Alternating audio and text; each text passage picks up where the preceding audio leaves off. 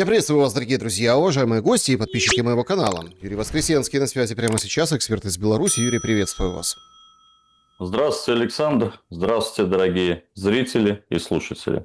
Юрий, у нас ожесточение по всем фронтам, и, понятно, там опять летит по Вайлдберрис, теперь уже в Екатеринбурге. Это сегодняшние кадры, немножко там не долетело, вроде как склад цел, но пострадала парковка.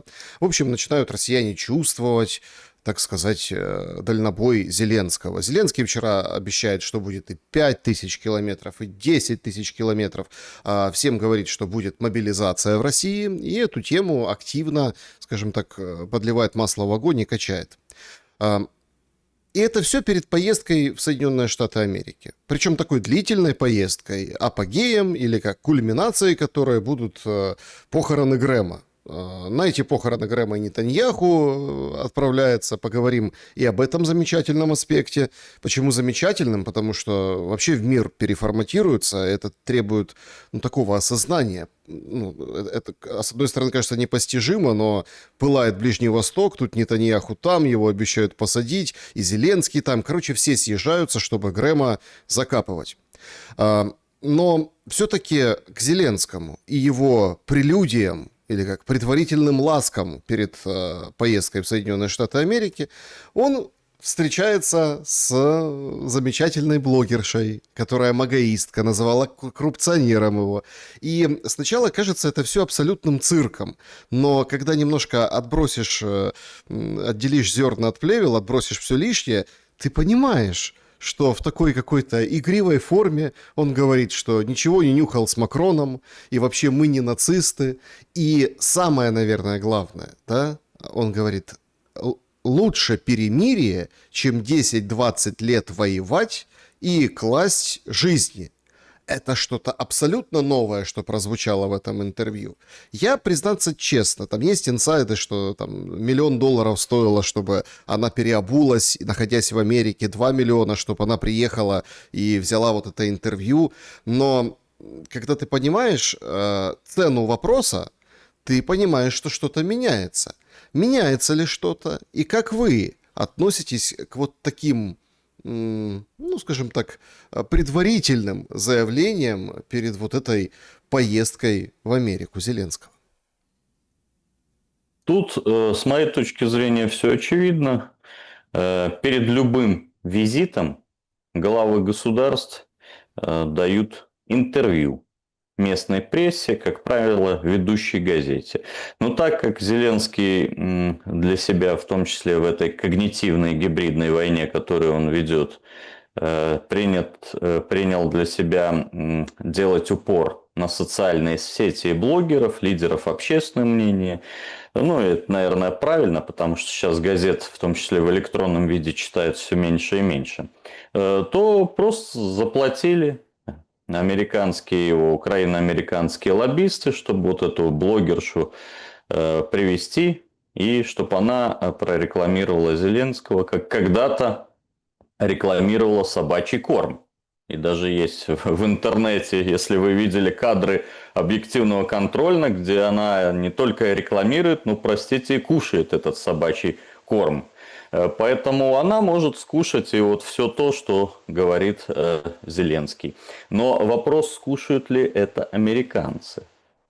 И вот здесь, мне кажется, траты Зеленского абсолютно пусты, потому что лишь около 3% американцев интересуются ситуацией на вот этом участке, так сказать, внешней политики российско-украинском. Да? То есть основная масса, абсолютная масса американцев интересуется ценами на топливо, ценами на коммунальные услуги, цены на аренду жилья, стоимостью жилья, которая бесконечно растет. И мы дожились уже до того, что 30% американцев, молодых американцев, позитивно относятся к коммунистам. Как я прочитал, одни, эмигранты, сбежавшие в Филадельфию, писали там в своих чатах, это, говорит, стоило мне бежать в 89-м из СССР, чтобы здесь местные уже жители требовали этот СССР здесь построить. И уже они начинают строить, если мы берем Нью-Йорк, да? Я, кстати, вам очень благодарен. Вы подсветили очень важную историю. Ведь это отношения, ведь это действительно проигрыш. Это проигрыш как республиканцев, так и демократов. Это проигрыш Америки с ее, ну, вот этой злополучной для многих, я имею в виду судьбы человеческие, американской мечтой, с их подходами вообще к жизни. Продолжайте, пожалуйста. Спасибо. Ну, поэтому вот эти деньги, наверное, выкинуты в песок. Тем более, что и блогерша-то совершенно сомнительная. И вот эти все постановочные кадры, где она закусывает там картошкой гамбургер на фоне разрушенных зданий на каком-то столике. Ну, это, знаете, наверное, уже аудитории это не совсем так интересно. Но вы действительно правы. Впервые прозвучала от Зеленского умная мысль. Впервые, да? Я напомню, что за эти мысли, которые такие же высказывали некоторые украинские политики, они тут же отправлялись в СИЗО СБУ. И некоторые находятся там. Тут, кстати, в очередной раз я позволю себе 20 секунд потребовать от режима Зеленского выпустить всех политзаключенных, коих находится в Украине от 7 до 40 тысяч человек, по оценкам Азарова 20 тысяч человек. Вот. Мы не должны забывать об этих людях, которые томятся в застенках СБУ и других криминальных украинских структур. Поэтому действительно Зеленский начал о чем-то задумываться. И действительно он посчитал, что вот в этой войне никакой перспективы украинского государства не будет. По крайней мере, посчитал вербально. Или, по крайней мере, заявил так. Очень сложно понять его искренние намерения, потому что он мимикрирует, как любой профессиональный актер. Вот. Перед Трампом он может быть трампистом, перед Макроном макронистом, вот. А перед каким-нибудь премьер-министром Нидерландов может сымитировать, значит, любовь к ЛГБТ, например, чтобы понравиться и этой части публики. Мне кажется, что лучше всего делать какие-то действия. Но, вы знаете, украинская же сторона не делала действия никогда, даже на протяжении 8 лет с момента подписания Минских соглашений, когда ситуация была на порядок, 10 порядков, 100 порядков более безопасней, и более доступной для снятия этой проблемы, для полной деэскалации и для перехода к нормальному существованию. Вы вспомните, 2014 год, сентябрь, 5 сентября подписали эти мирные соглашения, Минский протокол, потом Минский меморандум. Потом в феврале подписали план по реализации Минского меморандума. Кстати, если кто-то думает, что его подписал Порошенко, он ошибается. Подписал-то все тот же Кучма, вот этот план по реализации Минских соглашений, Минского меморандума. А Порошенко уже, в свою очередь, с главами России, Франции, Германии подписал декларацию об одобрении этого плана. И если вы помните, 17 февраля Совет Безопасности ООН одобрил этот документ как дорожную карту. И вот тогда ситуация была на 100 порядков лучше, в том числе в обществе. Общество потом еще ждавшее выполнения этих Минских соглашений в 2019 году оно проголосовало за Зеленского, который обещал остановить войну. Тогда не было миллиона убитых, раненых, искалеченных, не было этих взрывов, не было этих жертв, не было этой кровищи. То есть тогда реализация мирной инициативы привела бы к какому-то всплеску этого там 1% националистов на улице. А вы представьте, что если вот эти дальше слова насчет того, что лучше мир, да, чем 10-20 лет воевать. Если он попробует их реализовать в каком-то действии, это будет уже не картонный Майдан, это будет гранатометный Майдан. Понимаете? То есть он уже зашел за точку невозврата. Поэтому с моей позиции эта точка невозврата давно пройдена. И спасти Украину можно, с моей точки зрения, только полностью переформатированием и перезагрузкой всей политической системы Украины. И, конечно, Зеленский в этой перезагрузке, если и должен участвовать, то только как участник перезагрузки. Он должен уйти, потому что на человеке огромный шлейф крови. И, наверное, вряд ли с кем-то, кто-то с ним будет подписывать какие-то соглашения, потому что и его полномочия давно истекли. Это то же самое, юридический момент очень важный. И, кстати, так же было и в безобидных Минских соглашениях. Вы помните, подписывают, должны отвести тяжелое, например, вооружение, никто не отводит. И постоянно западные политики предлагали механизмы реализации. Вот была формула Штайнмайера, было, значит, предложение план Мореля, был, значит, план Сайдикса, по-моему, да, Сайдикса, который предлагал провести выборы в ДНР, ЛНР под эгидой ООН. То есть западные политики предлагали разные варианты имплементации Минских соглашений, но украинская сторона тогда, начиная с 2014 года, вплоть до 2022, в течение 8 лет, значит, срывала это все, а тогда были травоядные времена, просто травоядные времена, и полностью консенсус украинского общества на необходимость остановить войну, кроме вот этих 1-2-3% радикалов. А сейчас-то украинское общество радикализировалось. А сейчас-то посмотрите, что они учат в детском саду. А вы открывали этот учебник географии за 8 класс? Я зашел на сайт Министерства образования Украины, и я просто ужаснулся. Оказывается, украинская нация, она придумала там и колесо, и земледелие, и античные поэты и писатели восхищались атлетичностью украинских мужчин и красотой украинских женщин. Ну ничего, что этого термина даже не было до 19 века, не было никаких, извините, ни украинцев, ни белорусов в те времена, тем более в античные. То есть просто я не открывал учебник 7 класса там, или 6 или 5, но я просто по вот этому учебнику географии 8 класса я понял, что, значит, никакие мирные инициативы сейчас, наверное, юридически вот красиво, в легитимном поле, чтобы не ломать кого-то через колено, оставшееся в Украине население, да, наверное, не получится.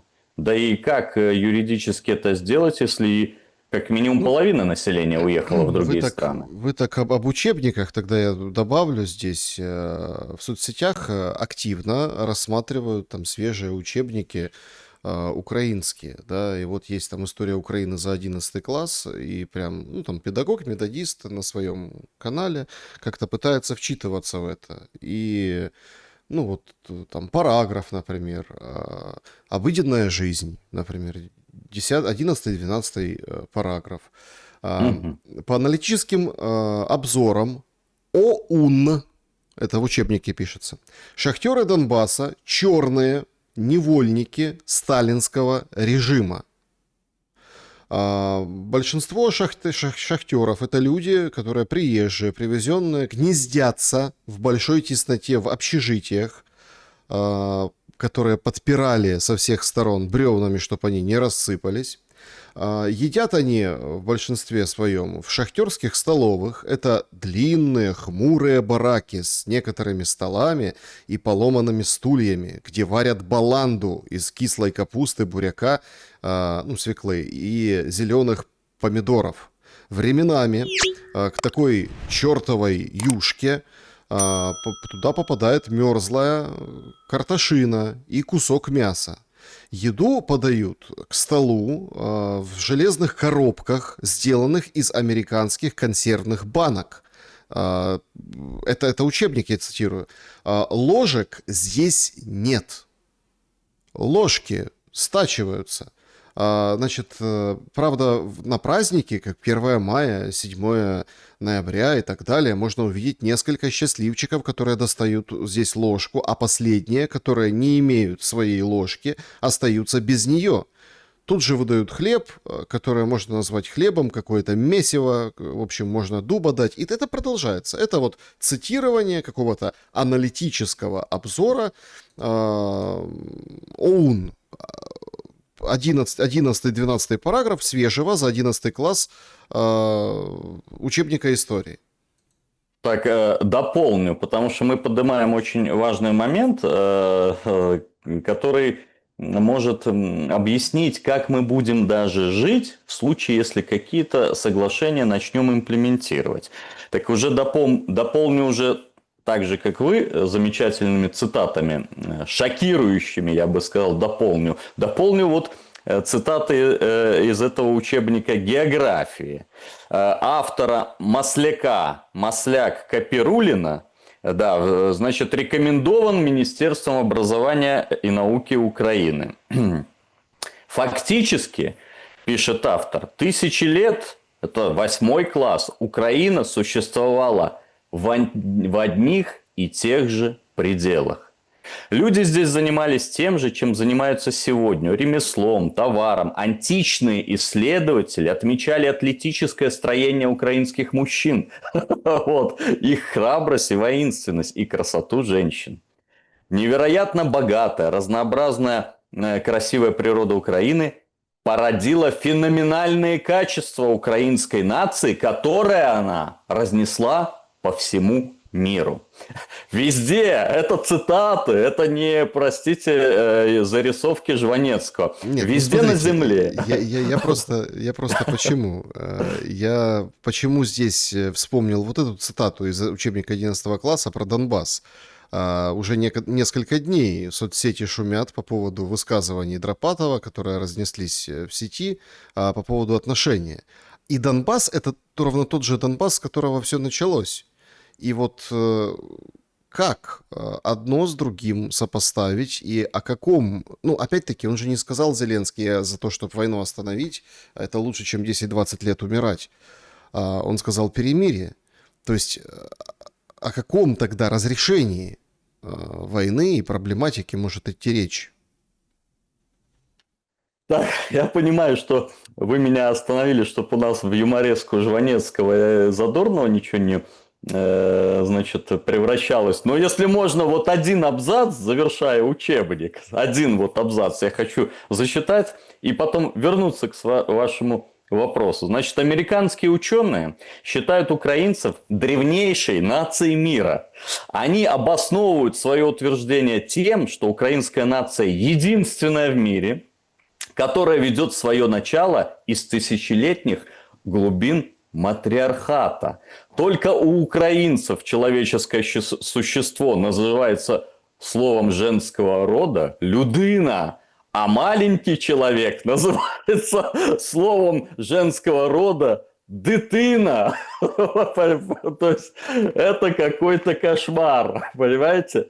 Но это было бы так смешно, если бы не было так больно и трагично, потому что вот этой всей ересью идеологической набиваются детки с малых лет, с детского сада. Поэтому то, что мы слышим от Дропатова, то, что он сказал в своем интервью, по-моему, еще до назначения главкома, это просто раскопали, да? Удивления не вызывает. Вы видите, что Единственное, где людина и дитина. Вот, значит, создатели всемирной истории, географии, колеса и даже космического пространства. Но это же приведет к большой крови в любом случае. Если даже по этой линии будет заморозка, извините, есть еще люди второго сорта, такие как поляки, румыны, словаки, венгры, ну, люди второго сорта, исходя из учебников по украинской истории, географии, обществознанию, понимаете? То есть это все равно тупиковый путь. И вот на базе вот этого всего базиса мы можем сказать и в политике такой же все равно тупиковый путь. Нужна какая-то не какие-то разговоры, а какой-то, я не знаю, конгресс, создание какого-то комитета спасения, обсуждения, чтобы все перезагрузилось. Но никто это обсуждать не хочет, потому что те, кто сейчас сидят и входят в украинский политический класс, они сидят на больших потоках. И они зарабатывают огромные деньги. И про эти деньги мы все, что мы говорим в эфирах, подтверждала вся украинская сторона. Вы посмотрите, недавно уполномоченный по правам человека сказал тарифы, сколько стоит покинуть ТЦК. Это же не мы сказали, как они скажут. О, пропагандисты тут у Александра Шелеста. Сам Лубенец сказал. Вот, значит, выйти 10 тысяч, такси 20 тысяч. Хороший тариф, 20 тысяч долларов такси от ТЦК до дома. Это, наверное, бизнес-премиум какой-то. И поэтому вот эти люди, от которых зависит судьба Украины, в том числе на американских переговорах, в том числе окружение Зеленского, они все будут делать, чтобы срывать, чтобы эти все, даже мысль, вот эту проблеск этого у Зеленского, что возник, ее тут же затушуют. Потому что им надо зарабатывать бабки, которые они выводят все на Запад. И у них этих ничтожеств и криминальных элементов никогда не было бы возможности в мирное время заработать такие барыши. Ну, кем были все эти негодяи от Стерненко до Федорова? Вот, БАДы продавали женщинам полным. Вот, или Гордон со своими пирамидками, или там Притула жулик. Вот, а сколько криминального люда пошло в украинскую власть? Они никогда бы не заработали такие деньги. Поэтому им никакой мир не нужен. Поэтому все визиты Зеленского к Трампу, они ни к чему не приведут. Ну, Я не к так Трампу понял. едет. Насколько там понятно становится. Ну, едет встречаться ж будет. Это ж понятно там, возле гроба, на этом американском шабаше. Конечно, переговорят. Ну вот смотрите, тут какой момент? Вот вы так напомнили, говорите, вот, никогда не будет. Это нечто, если честно. Трамп журналистам, он собрал там журналистов, это ужин Ассоциации корреспондентов Белого дома. И он выходит к трибуне и говорит, вы не представляете, как вам повезло. Когда я уйду в отставку, вы все разоритесь. Ваша бизнес-модель разрушится, вам не о ком будет писать ваши репортажи, потому что никому нет до вас дела и дела до всех остальных. Понимаете? Это говорит Трамп, который мало того, что, ну, там, Лавров его вчера в рамках вот этого форума АСЕАН после встречи с Рубио там обвиняет, что это американская сторона ничего не смогла. Но это одно дело. Это вот наши широты. Мы еще вернемся к войне непосредственно здесь. Но он же проиграл Ближний Восток. То есть удары по Кувейту наносит Иран. Удары по Бахрейну наносит Иран. Это за последние там, 12 часов были налеты достаточно серьезные. Ладно, Иран, который там, они, можно сказать, это такие удары, это вот Ормуз перекрыто, это все часть вот этой силовой, как это, мир через силу, да, все равно они все равно когда-то к чему-то придут, да. Но пресса пишет, Трамп ищет выход, он не может найти выход. Ладно, Иран, вот это все. Израиль в сторонке помалкивает. Биби приезжает, что-то, может быть, новый какой-то импульс даст этой ситуации. Но хуситов зачем тронули? То есть, когда сегодня бомбят Арамку в Саудовской Аравии, причем наносится серьезный удар, и, в общем, пожары, горит все. Это не искусственный интеллект. Когда Баб-аль-Мандебский пролив поражено, там 2 судна, они горят, это все видно, это все демонстрирует. Ты понимаешь, что это суда, которые горят из-за Трампа, который легко подписывает меморандум, а потом сам же его и нарушает. Если мы возьмем юридический аспект, вот очень важно рассказать нашим зрителям и слушателям предысторию вообще этого меморандума. Ну, рассказывать можно очень долго, и вообще предысторию всей ситуации, всей нелюбви американцев к Ирану. Понятно, что она лежит и своими корнями уходит в середину 20 века. И ключевой момент был, когда американцы поменяли свою концепцию, был 1951 год. А ведь до этого, согласно доктрине Никсона, у американского режима планировалось иметь 2 столпа на Ближнем Востоке. Это Иран и Саудовская Аравия. И вот в 1951 году иранский парламент национализировал собственность англо-иранской нефтяной компании, которая потом позже переименовалась в British Petroleum. Это сделано еще было до того, как Моссадык стал премьер-министром. Он был председателем парламентской комиссии, предложил эту национализацию, уже потом его избрали премьер-министром. Так вот здесь, почему я туда нырнул, ну не только, чтобы наши зрители, слушатели поняли, что стало отправной точкой вот этой американской ненависти к иранскому народу. Но и слушайте, я прочитал очень много материалов про операцию «Аякс», когда американцы свергали Моссадыка. Эта операция длилась с 1951 по 1953 год. В 1953 они его свергли. Слушайте, Александр, один в один Майдан. Они подпаливали мечети, оставляя там коммунистическую литературу и визитки Моссадыка, условно говоря. Они подкармливали лидеров общественного мнения. А когда собралась в августе толпа, они начали стрелять, завезли туда оружие, они, это американская сторона, и начали стрелять и в полицейских, и в митингующих. А в то же время, значит, они оплачивали еще тетушек, да, которые ходили, громили витрины, допустим, с религиозной литературой и кричали: «Да здравствует Моссадык, да здравствует СССР». Одна и та же методичка почти 100 лет. Представляете? Один в один Майдан. Так вот, касаемо, да, это очень важно понимать, вот с чего пошла эта американо-иранское взаимное противостояние. Потому что Иран за 300 лет ни на кого не нападал. За последние 300 лет истории никогда ни на кого не нападал. И даже иракско-иранская война, это было желание Хусейна прибрать прибрежные, там, приграничные нефтеносные районы. Так вот, меморандум. Я встречался с первыми лицами иранского посольства. Они мне все рассказали про этот меморандум. Ну, во-первых, этот меморандум – это попытка договориться и выйти на мирный трек 3-й раз. Это очень важно параллель, потому что мы будем понимать, что нас ожидает в случае попытки выхода на мирный трек в российско-украинской войне.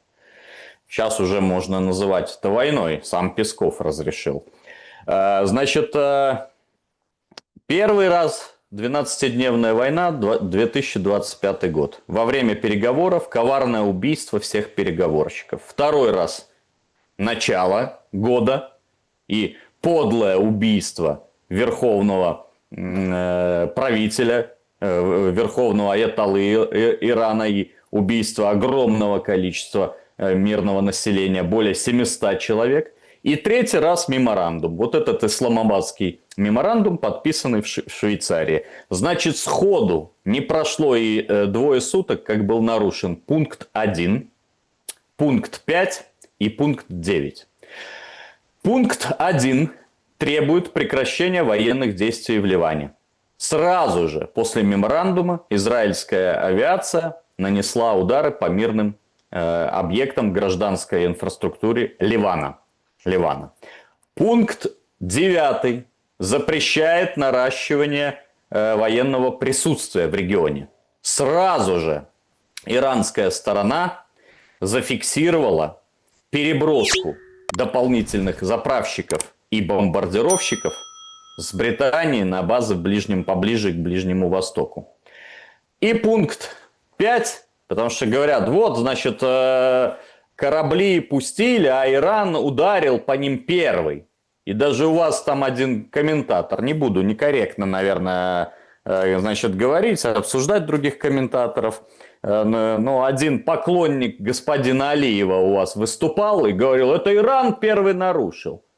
А ничего, что пункт 5, значит, и вообще весь текст меморандума гласил о совместном контроле, совместном судопрохождении, а в это время после подписания американцы втихаря протестировать пустили танкеры через прибрежные воды Омана в нарушение всех договоренностей, через южную ветку, посмотреть, как отреагирует Иран.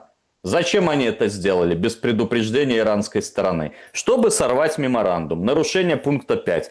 Вот и все юридически. Но вы действительно говорите, что у Трампа-то нет выхода, нет хорошего выхода. Потому что он эту войну никак не выиграет. Особенно с учетом ландшафта Ирана. Только можно попытаться ее еще расширить как-то. Еще как-то, значит, через прокси-силы перекинуть на Пакистан, на Ирак. Но это все равно будет еще больший удар по американским ценам на бензин. В некоторых штатах уже не то, что $4 превысило, уже 5 и более достигло за галлон. То есть Трамп обманул всех американцев, обещая, что снизит цену. Но это не главное. Вот когда мы с вами говорим все время в эфире и призываем украинский режим договариваться с Путиным, и когда я говорю, что он самый либеральный либерал с точки зрения аллегорической, да, что он может подписать мир, а больше никто не будет подписывать. Такая же ситуация в Иране. Иранский народ не понимал инициативу спикера иранского парламента Галибафа и значит, министра Аракчи, которые подписали этот исламабадский меморандум. Потому что знали, что все равно, значит, обманут. Но они убедили, в том числе высшее религиозное руководство, попробовать вот использовать и этот шанс. И этот шанс они не использовали. И насколько мне сейчас известно, иранский народ в ярости от такого обмана, он готов дать американцам бой. У них есть новое знамя. Вот, новое знамя. Значит, Мадждаба Хамейни. И как они пишут вот в своих стихах на русском языке. Мадждаба Хамейни, твое имя как гром в тишине, и страх поселяется в душах шакалов на этой земле. Шакалов, то есть американцев. Иранский народ готов к военному противостоянию. Иранский народ готов воевать до конца. И у Трампа нету выхода. И у него выборы в ноябре. У него остается только Куба. Но сейчас Кубу нельзя брать с точки зрения технологий. С точки зрения технологий что-то существенное такое, которое вызовет всплеск патриотизма, надо примерно за недели 2-3 брать до выборов. Поэтому я думаю, что Кубу они оставят на закуску. Примерно на октябрь, конец октября. А вот и по Ирану вариант есть только отползти. Это самый лучший вариант. А отползти значит проиграть. Вот. Но и получается замкнутый круг. Понимаете? И вот то, что сейчас хуситы, мирные, добрые, которые 100 раз угрожали перекрыть этот Баб-эль-Мандебский пролив, наконец его перекрыли, это приведет к колоссальному удару по всей мировой экономике, потому что приведу маленький пример. Танкер японский, который был сегодня загружен, значит, доверху нефтью, идет не через Баб-эль-Мандебский пролив, а через Суэцкий канал, что добавляет более 30 дней к его морскому пути. Если перемести... Вот опять получается странная история. Такое ощущение лично у меня складывается, что Трампа кто-то наказывает, да? Как только мы подходим к какой-то черте, ну, условно, вот такое ощущение, что как двумя джойстиками, да, вот играют, да, вот это вот. Есть такая среди молодежи, среди детей, им там нравится вот это все, Six-Seven, да, вот это. Вот такое ощущение, что здесь и есть. Вот только что-то подходит к украинскому какому-то, только заговорили, вот там Зеленский с Кушнером, Виткофом говорит, Лавров с Рубио встречается. Можно критически относиться к этой встрече Лаврова и Рубио, но это сам факт этой встречи, обмена мнениями, это уже позитивный сигнал. Да, Рубио вышел, потом не сказал ничего нового, но хоть уже всем все понятно про дух Анкориджа, все равно его окончательно, ну вот все равно не списывает российская сторона. И Песков, которого вы упомянули, он же как говорит, мы будем ждать предложения от американской стороны. Ну типа, ждем. Что они там? И Рубио там говорит, нужны новые идеи, новые подходы. Вот только-только к чему, о чем-то начинается разговор, тут вот смотрите, раз Иран. Только там в Иране все хорошо. Раз там в Украине одище, понимаете, там по российско-украинским обстрелам и по российско-украинской войне. Как вы думаете, действительно ли вот есть какая-то сила, которая дергает Трампа за его шевелюру? Я абсолютно убежден, что такая сила имеется. Это транснациональные корпорации и самые богатые семьи, которые контролируют все, в том числе, например, все ведущие масс-медиа на всей планете Земля. Это семьи Морганов, Ротшильдов, Рокфеллеров, Виндзоров, Барухов, с десяток семей, которые думают, что делать, да, у них идет стратегический штурм, значит, такой мозговой, они думают, что делать, как выходить, первое, из экономической ситуации, связанной с ковидом, вот, как все, значит, все свои капиталы сохранить и нарастить, они этот вариант придумали, это война.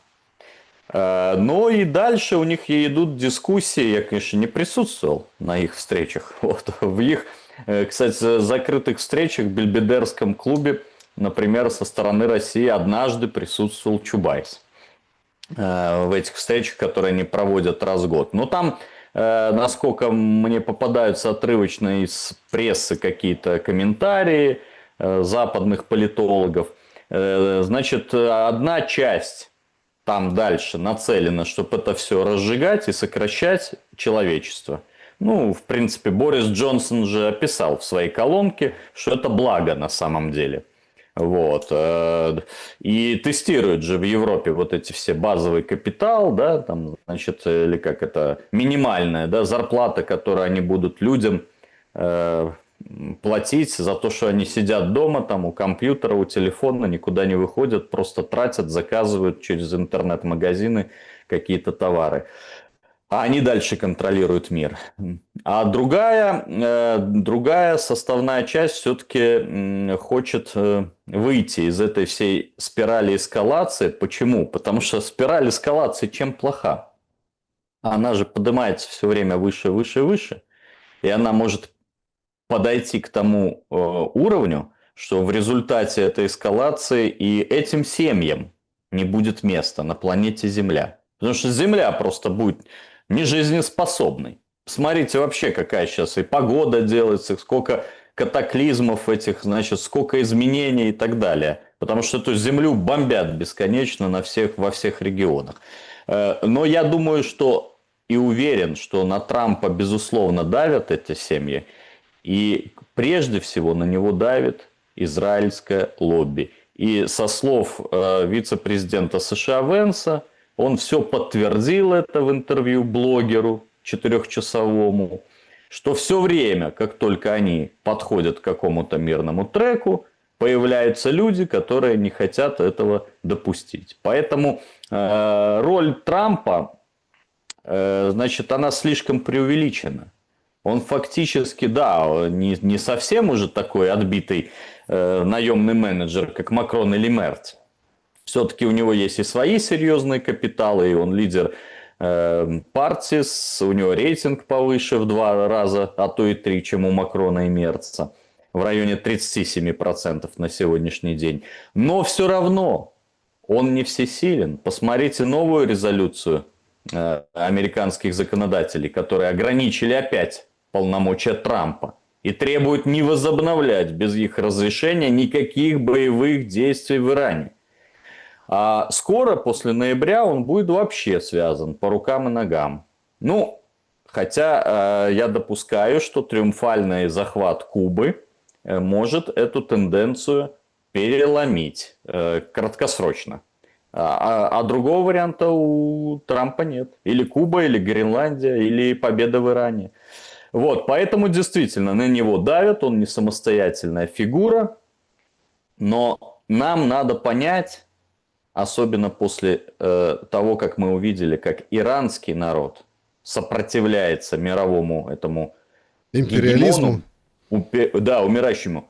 Нам надо понять, что нам вообще все равно. Понимаете, вот нам надо изменить психологию дипломатическим, политическим работникам, высшему политическому руководству России.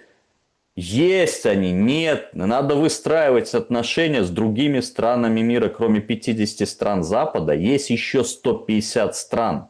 150 стран в мире. Все, ров с крокодилами, с моей точки зрения, должен быть идеологический. Хотят Это они тоже, что-то о чем-то обсудить. это тоже не выход. Ну, подождите. Ну, ров с крокодилами, это все, конечно, очень звучит, но давайте так.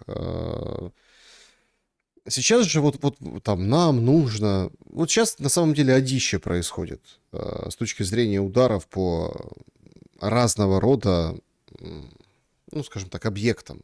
Там в Тюмень прилетело на НПЗ в какой-то, ну, вроде как на территорию, в какое-то здание, да, там пожар, гасят. Сейчас вот в Новороссийске закрыли отгрузку нефти. Тут, понимаете, в чем, как бы, почему я говорю об этих клапанах? Такое ощущение, что кто-то дергает за эти ниточки. Ну вот смотрите, нефть 110. Ну, то есть на фоне вот этой всей истории с Армузом и Баб-эль-Мандебом. Окей. Зеленский. Ему казахи говорят: Зеленский, не надо бить, это наш КТК, казахский вот этот консорциум, ну, труба вот эта, которая, там бизнес-интересы Европы, Британии, там казахи, там это не совсем как бы российский объект. Значит, дружба качается.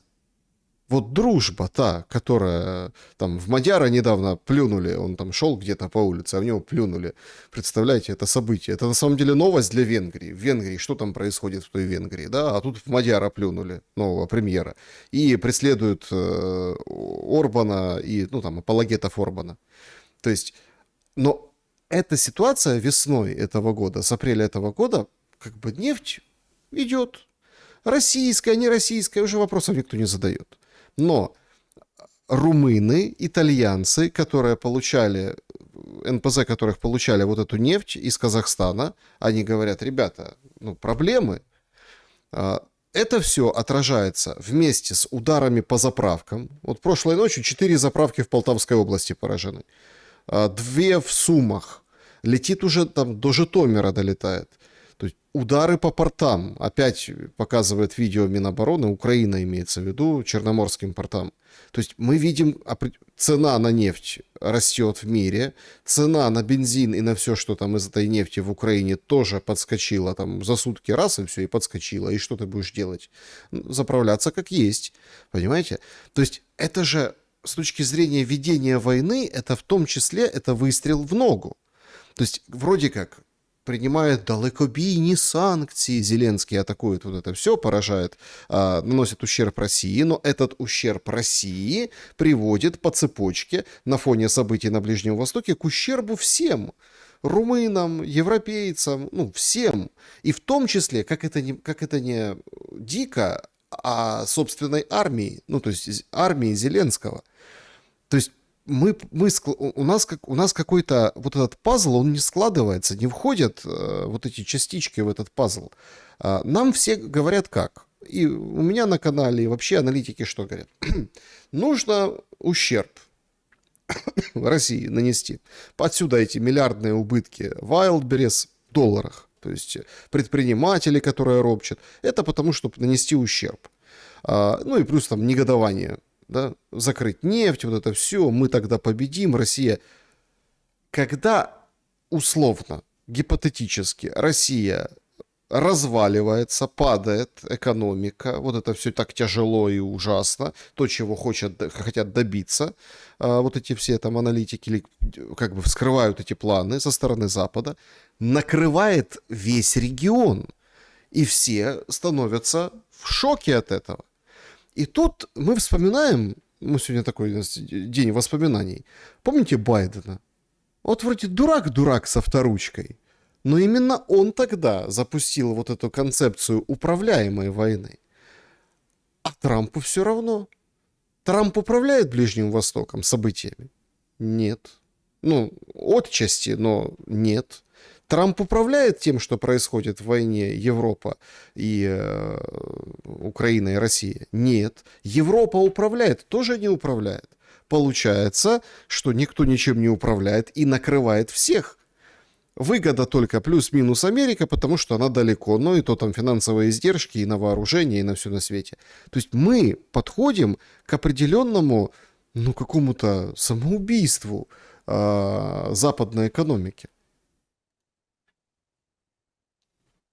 Ну, западную экономику хоронить, наверное, еще рановато, потому что их потенциал и ВВП, наверное, раз в 25-30 превышает российский. Поэтому и они по-прежнему еще контролируют все финансовые потоки, они контролируют все финансовые площадки везде, где идет торговля, в том числе ресурсами, сырьем.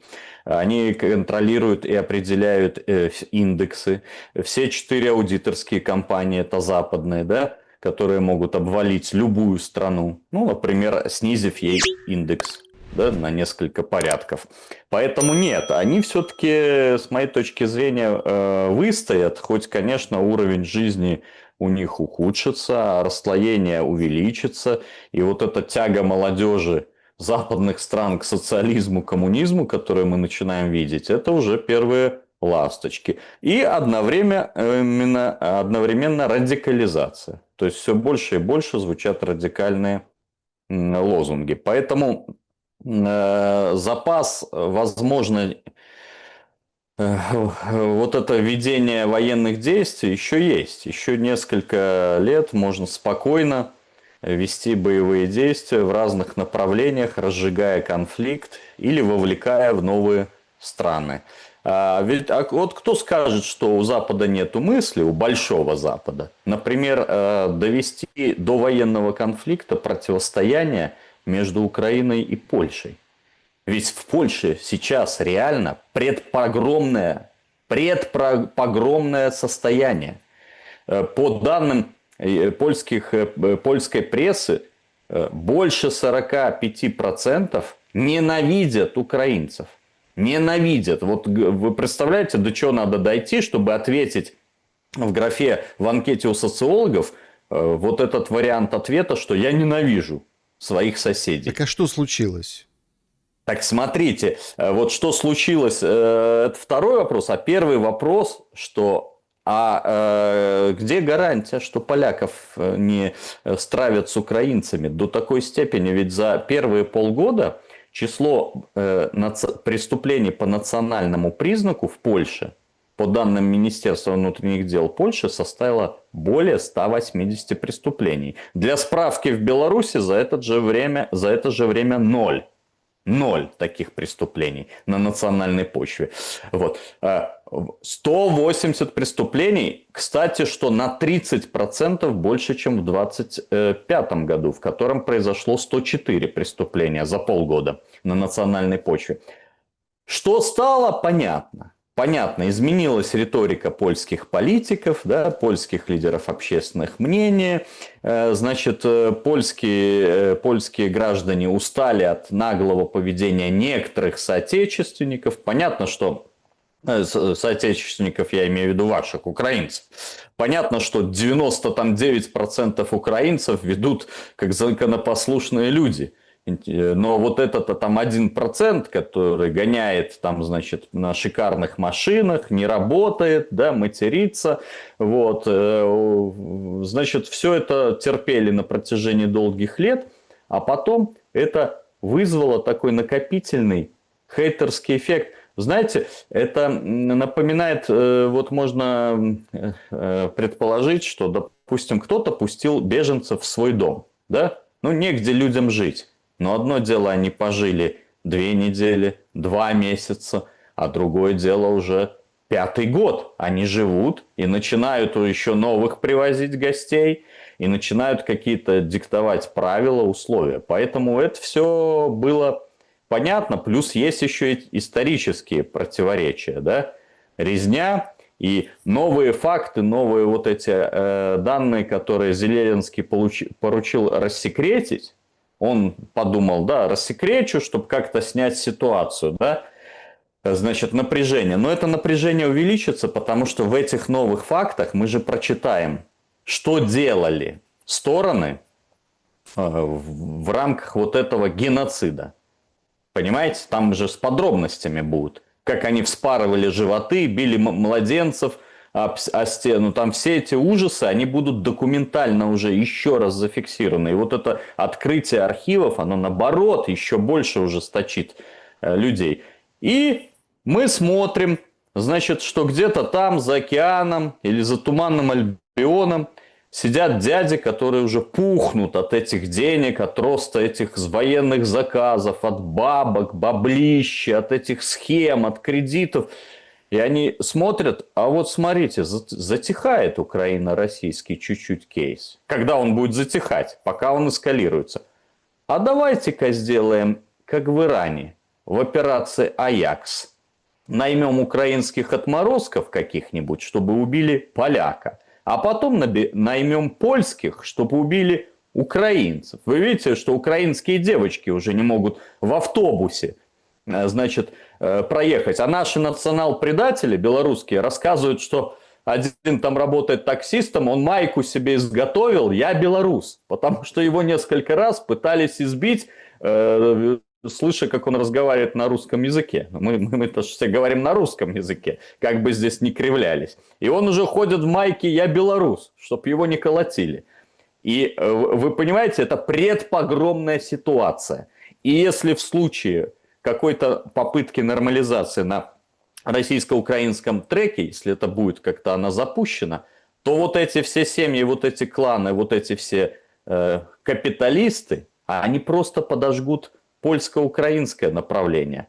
И никто не может отрицать, что может быть и даже введение войск. А почему нет? Подождите, ну это же все-таки страна НАТО, Польша. А им все равно, абсолютно. У них эти страны НАТО, страны не НАТО, им это все равно. Они смотрят на цифры, они смотрят на свои прибыля.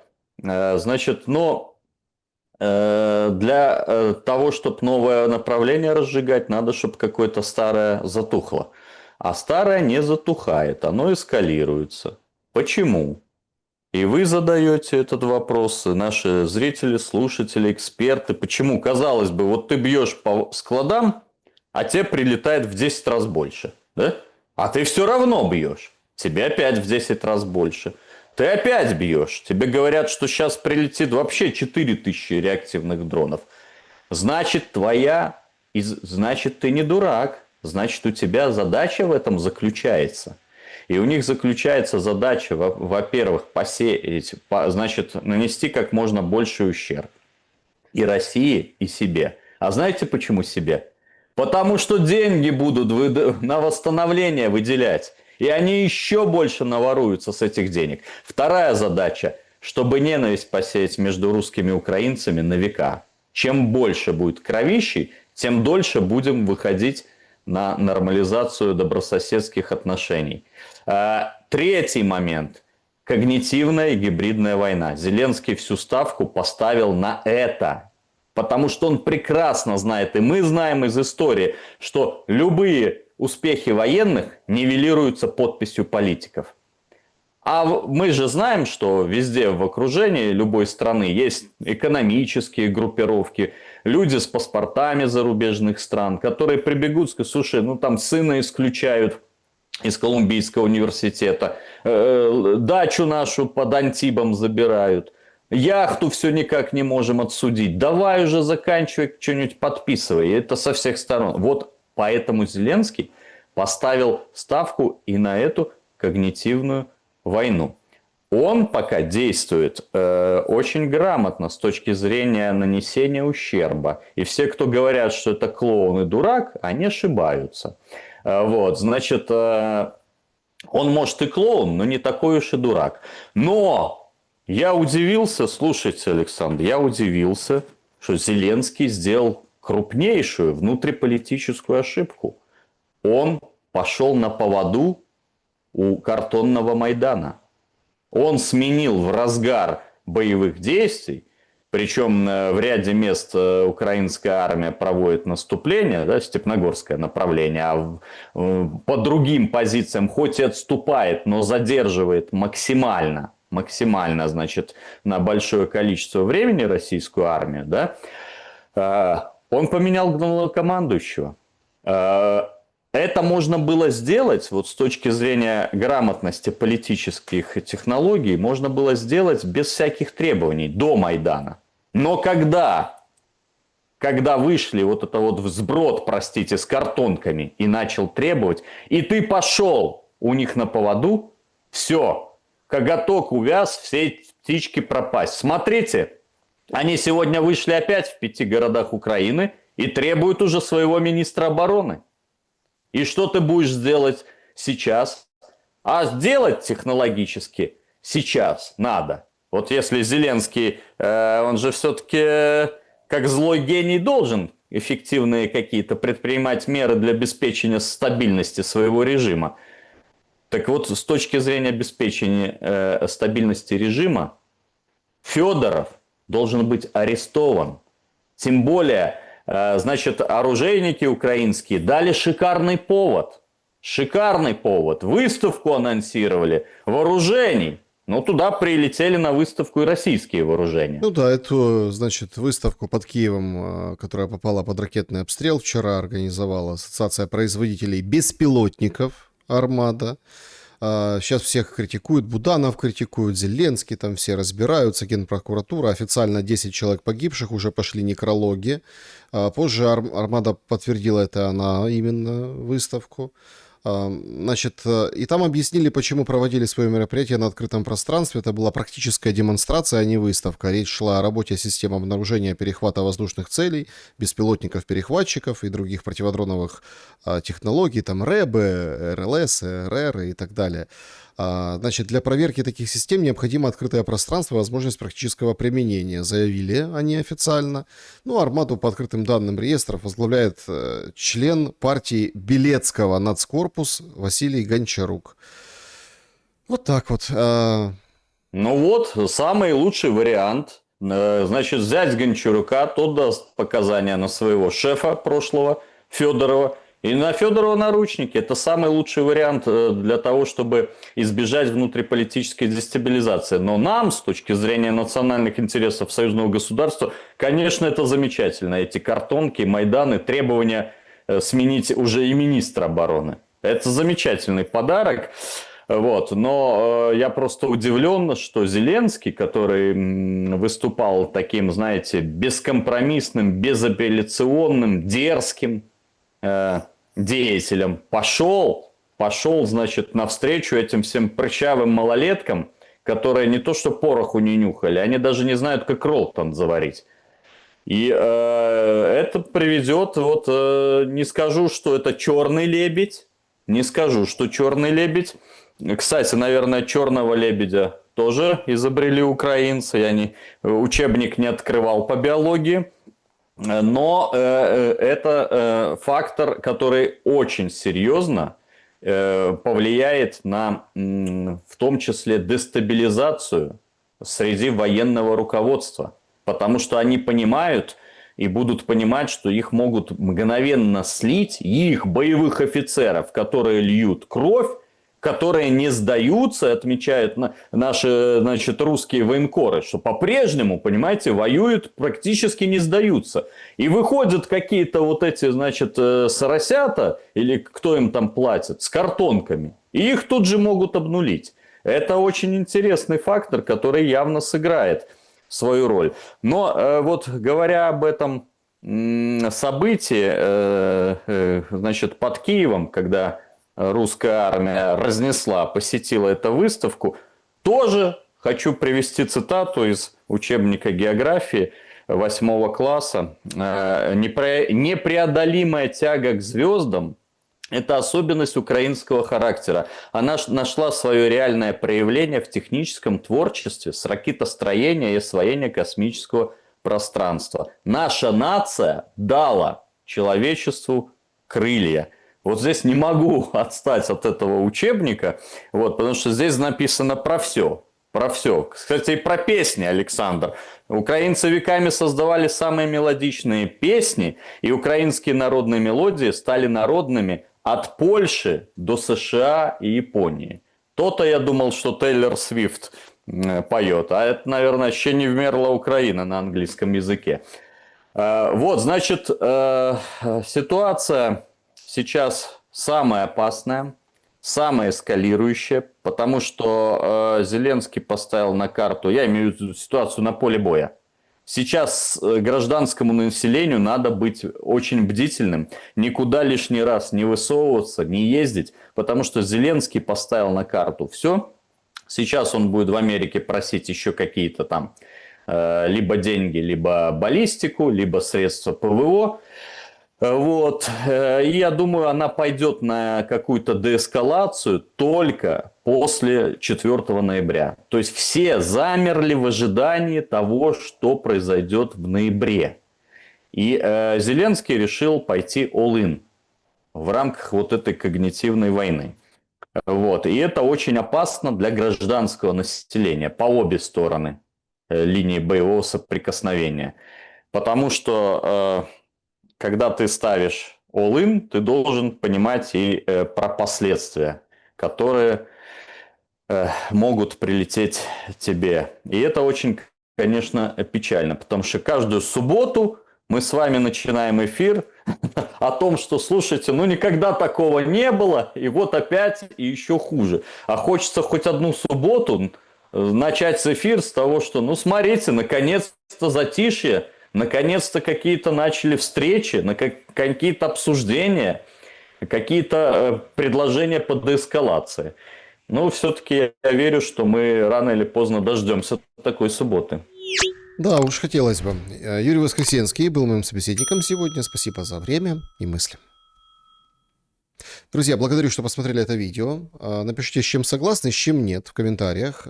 Поставьте лайк, не забудьте, это важно сейчас, особенно в этих всех войнах информационных, блокировании, теневых банах, ютубах. Это все преодолевается только вашим вовлечением в то, о чем мы говорим. Но самое главное, берегите себя и друг друга. Добра и света. Увидимся.